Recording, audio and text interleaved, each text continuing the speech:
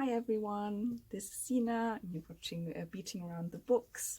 I've had a rather large influx of new subscribers, and I think that's mainly or solely due to Hannah's shout out from Let's Talk About Books, baby. So thanks very much for the shout out, Hannah. She made a video where she was talking about lots of her subscriptions on YouTube, not only BookTubers but also other YouTubers, and I got a little spot in there, and she said a lot of lovely things, so that was really kind. And thanks so much to all of you who have made their way over from her video and have shown some interest. I hope you'll find something to your liking here. For those of you who don't know, I live in Germany, but at the moment I'm in the UK because I have family here. My in-laws live here in the north of England, and I'm currently in quarantine, so I have a bit more time on my hands than usually. Unfortunately, my reading is in a bit of a slump because I've started some medication 2.5 weeks ago or so, and that has made me so tired to the point of complete exhaustion that whenever I've picked up a book in the last couple of days, I have literally fallen asleep within 5 pages or 10 pages at the most. And I don't think it's the book's fault. I really think this is the tiredness is nothing that I've experienced before. I can't talk about many books that I've been reading recently. I have finished a few before this sort of hit, but now I feel like I don't have the mental capacity to properly discuss them or to do them justice, so I'll postpone that for a later date when I hopefully will feel better. Maybe I'm a bit more adjusted to it, and we'll see. So instead of that, because I still do have a lot of time right now, I thought I would do a little UK edition book haul, and it's titled BookTube Made Me Buy It, because when I looked at this stack that has accumulated here in the UK, so I order books sometimes here to this address to save on shipping, or because I want to order specifically with a publisher that is based in the UK. So what was I saying? Yes, when I looked at the stack, I realized that literally every single one of them has been on the basis of some recommendation on BookTube. Start with my most recent acquisition, which is 4 books from Fitzgeraldo Editions. They just recently had a sale, which Kieran from KD Books kindly told everyone about on Instagram. So of course I had to, I had to go and buy some, because I'd already had this book on my radar for quite a long time. It's Annie Ernaux's The Years. I can't remember where I saw it first. I just know that Mark Nash had a lot of good things to say about this, and several other booktubers that I've been watching for a while now. This has definitely been on my radar since long before I started my own channel, and the sale was the reason then to kind of pull the trigger and just buy it.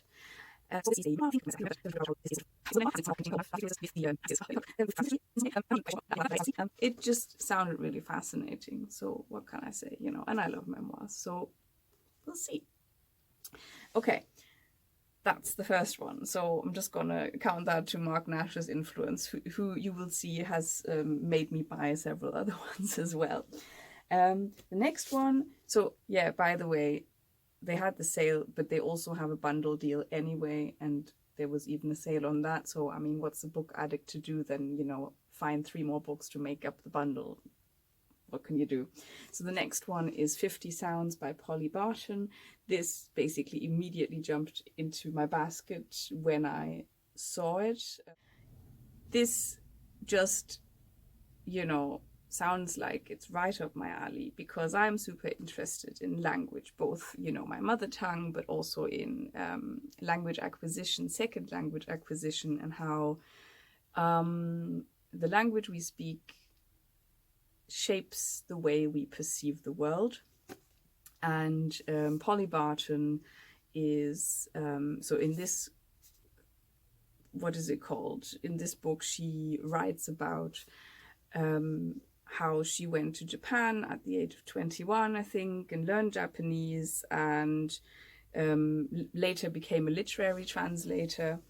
And she speaks about her experience of living in Japan as an outsider, and of learning this new language, and, you know, living in this new language, and how that shapes her experience. And it's all structured within these 50 sounds.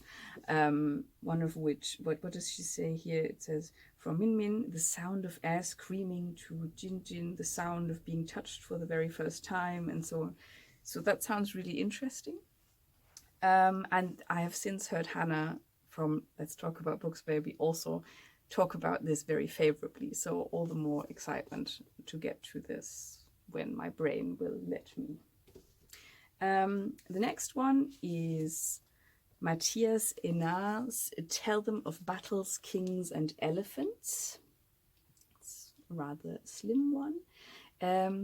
This was also a recommendation by Mark Nash. I specifically asked him what Fitzgeraldo edition books he can recommend. He had loads, but, you know, at some point I had 8 books in my basket because, you know, I thought, oh, 2 bundles, and then I reined it in again. So this is the one that made the cut. And I literally just bought it upon his recommendation. I read the blurb and that was it. So therefore, reading the blurb is probably the best way to describe it, because I didn't do any other research on it. So this is translated by Charlotte Mandel. And this is what the blurb has to say. In 1506, Michelangelo, a young but already renowned sculptor, is invited by the Sultan of Constantinople to design a bridge over the Golden Horn. The Sultan has offered, alongside an enormous payment, the promise of immortality, since Leonardo da Vinci's design was rejected. You will surpass him in glory if you accept, for you will succeed where he has failed, and you will give the world a monument without equal. Michelangelo, after some hesitation, flees Rome and an irritated Pope Julius II, whose commission he leaves unfinished, and arrives in Constantinople for this truly epic project. Once there, he explores the beauty and wonder of the Ottoman Empire, sketching and describing his impressions along the way, and becomes immersed in cloak and dagger palace intrigues as he struggles to create what could be his greatest architectural masterwork. Constructed from real historical fragments, Tell Them of Battles, Kings and Elephants is a thrilling novella about why stories are told, why bridges are built, and how seemingly unmatched pieces seen from the opposite sides of civilization can mirror one another. Sounds fascinating, if, you know, random. And the last one from there is The Other Name by Fosse or Fosse, I'm not sure. This was a recommendation by Kieran, and I have no clue how to explain it. So this is a novel about 2 different people who have the same name. They are doppelgangers. They kind of live sort of, you know, 2 versions of the same life, and it seems to be concerned with the existential questions of life, you know, the human condition. So, I don't know, death, love, grief, and so on. And that already sounded really interesting. Ooh, there's a siren going off. I don't know if you can hear it. Sorry. This has some amazing feedback from loads of writers, so I thought I'll give it a go. But it definitely doesn't sound like something that I can read when my mind is not up to the task. We'll see. So then, on to 3 more books by hunfordstar. I had already shown 2 other ones that I got by them, which was actually a later order. With this one, there was an issue with shipping. I had ordered it in March. I actually ordered it to Germany, but it's still not arrived. And hunfordstar were incredibly helpful. They like sent along e-copies, you know, in order for me to wait a bit longer. And then at some point, obviously, offered to send me replacement copies. And I told them that I was going to be in the UK. So, you know, because that seems more reliable and cheaper for them, they then sent them over here. So, you know, really great customer service. I can tell you that much. They reply really quickly if anything does go wrong. So if you haven't watched the other video in which I told you about them, this is an indie press based in the UK that is focused on publishing hitherto untranslated Asian fiction. So, oh, is it only fiction? I think it's fiction. Well, mainly anyway. So they get translations and publish Asian writers in English. And this first one that I'm showing you is Tower by Bae Myung-hoon, and it's translated by Sung Ryu. I also told you in the last time that they put the translator's name on the actual title, and they try to commission the cover art by an artist who is from the country where the author is from, which I think is quite cool. And also, I mean, this is a great design, is it not? It's brilliant. Anyway, so this one, Tower, is a collection of interconnected short stories set in a sort of hyper-modern skyscraper, which is also in itself a nation state. It seems to be possibly bordering, like possibly being speculative fiction or bordering on science fiction, but I'm not 100% sure about that. And it deals with, well, different inhabitants of the skyscraper and how they deal with the demands of this hypermodern life, this weird nation state that is in a tower. That's all I needed to know.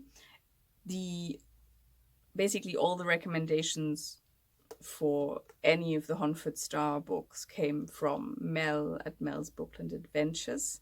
This specific one was also reviewed very favorably by Books and Bow. They also have a lovely guest post on their blog about why the publisher chooses to have their cover art made by artists from the respective countries, which is very interesting, and I will try to remember to link that down below as well. So that's number one. Then I got Hunter School by Sakinu Ahronglong. I don't know how you pronounce his name. Ahronglong.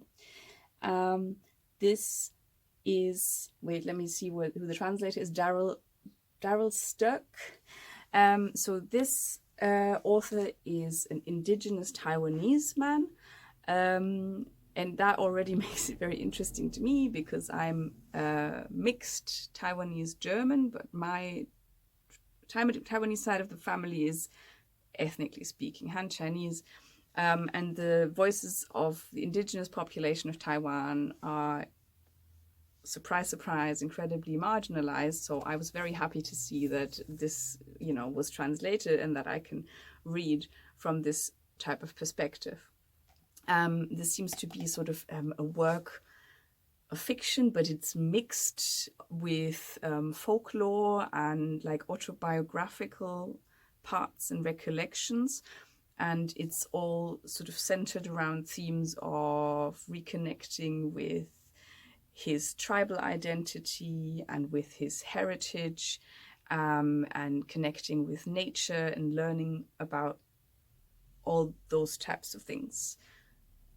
I hope that makes sense. We'll see. And in the same vein, well, not in the same vein, but also about Taiwan, which is why I'm so interested in it, because I've literally never read Taiwanese fiction, is this one. This is from their classic series. So this is not a contemporary author. This is the complete fiction of Lōa Hô or Lē Hē, depending on how you pronounce it, or Lai He. Well, he was a writer who lived in the late 19th century into the 1940s in Taiwan. So he lived under Japanese colonial rule and witnessed the cruelty of that. And in his work, he often uses like irony and satire to sort of criticize the status quo. And that sounds super interesting to me. And this is a collection of all of his fiction. So, yeah, why not? Next, I finally got Disability Visibility, which when I ordered it, everybody was talking about it. I heard of it the first time also on Hannah's channel, but then also on Jen Campbell's channel. When I ordered this, it had like a delivery time of 3 weeks or something, so I couldn't read it for the disability readathon, but you know, who cares? I'm gonna read it later. I already read the first essay in it, which is very, very like harrowing, or kind of, yeah, a gut punch. I read that, you know, as a sample of an ebook or something, because I was, you know, a bit impatient to get it.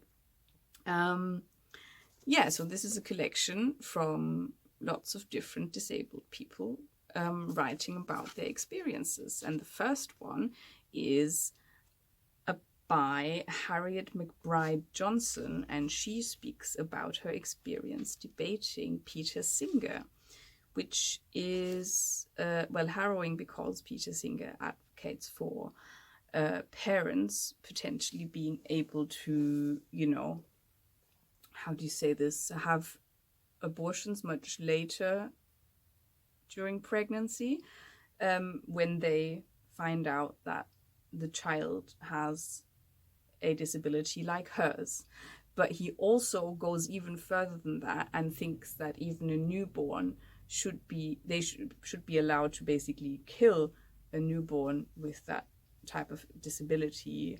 And you know, that is a really, really difficult position to be in as a person who has a disability like that, to debate with somebody who basically thinks that your life is not worth living. So really good essay, kind of interesting to me because as a younger person, when I was like 19, I read a book by Peter Singer. I think it was called Practical Ethics. I'm not sure if that's what it's called in English, but I read the German translation and I didn't quite catch that drift. Maybe I was a bit too stupid, or maybe I just read it for specific parts where it was more talking about do you call it euthanasia in English? Because in German that has a really terrible taste, you know, aftertaste, because it always recalls Nazi Germany and whatever. Yeah, well, anyway, so I was reading it for those specific things and didn't quite catch his really another word that I can't recall now in English. Well, inhumane views, I guess, of what life is, you know, whose life is worth something and whose isn't. So really interesting. And that is only one article, right? I've still got more to read. So definitely lots to learn there. Then the next two books I also bought on Mark Nash's recommendation. One is Little Scratch by Rebecca Watson. This is a book of experimental fiction, as it is written in this, like, you know, you can see that the type is set in this very odd way, which is supposed to reflect the way thoughts actually happen within the narrator's stream of consciousness. So, you know, you'll have one activity going on, but then you'll have different thoughts coming in at different times, but also certain observations that you make sort of on the fly whilst you're like walking past something. And this is always something that has interested me anyway. And so, you know, Mark Nash reviewed it. I think it was a 5-star read for him. And so I had to get it. I think it just talks about one day in her life, the narrator's life. and she has been sexually assaulted by her co-worker, I think, but she hasn't told anyone. So obviously that will be probably not an easy read, but also it would be very interesting to see how that features or how that plays into this type of layout and the way the story is told. So we'll see. And then we have Siphonophore by Jaimie Batchan. So again, also was reviewed on Mark Nash's channel. And I actually cannot remember exactly what this was about, only that I thought this sounded like something I would like, and then I ordered it. So let's see, what does this say? McGregor is desperate to return. Unfortunately, he's marooned in the Gulf of Darien? I don't know. Following independent Scotland's doomed colonization attempt at the end of the 17th century. Worse still, he's a character in a novel whose author is dying and he's running out of time. Okay, so there we go. That's probably what made me want to pick it up. This is sort of meta fiction. I like that sort of stuff. As the author's preoccupations, memories, and spiraling thoughts start to pollute McGregor's world, he finds his narrative eroding and his escape routes blocked. Just desperately clinging to hope, McGregor is determined to keep his creator writing long enough to deliver him home. But will he be able to drive the story to its end before his creator reaches theirs? Yeah, so it must be the meta-fictional element that made me want to get this. Also, always interesting to see something that could theoretically be classed as historical fiction and Mark Nash liking it, because he's not a fan of historical fiction. And then lastly, I have two books that I actually can barely talk about because it's been so long since it's been put on my radar. One is You Know You Want This by Kristen Roupenian. I really don't know how to pronounce these names, do I? So this was obviously the author of that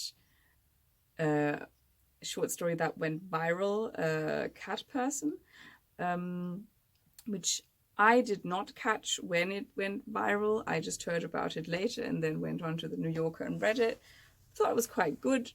Not like, for me, it wasn't not like an amazing short story, but it was pretty promising. So I think I may have seen this on Portal in the Pages, I think Sophie's channel, but I can't recall. It's been a while. And I just got this because I found a cheap secondhand copy, which is fun because this is like a secondhand copy of a first edition that was signed, but it was really cheap. It was like £2.50 or something like that. So that's why I got it now. It's been on my hypothetical TBR forever. And the same goes for Salt Slow by Julia Armfield, another short story collection.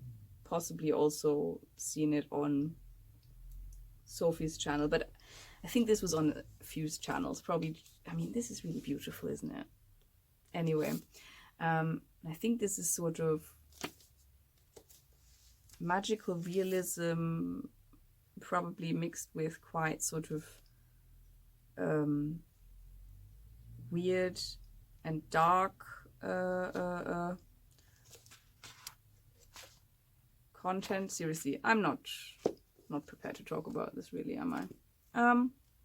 But I mean, it has a blurb from China Mirville, so I'm assuming it'll be dark. We'll see. Yeah, so that concludes my UK book haul.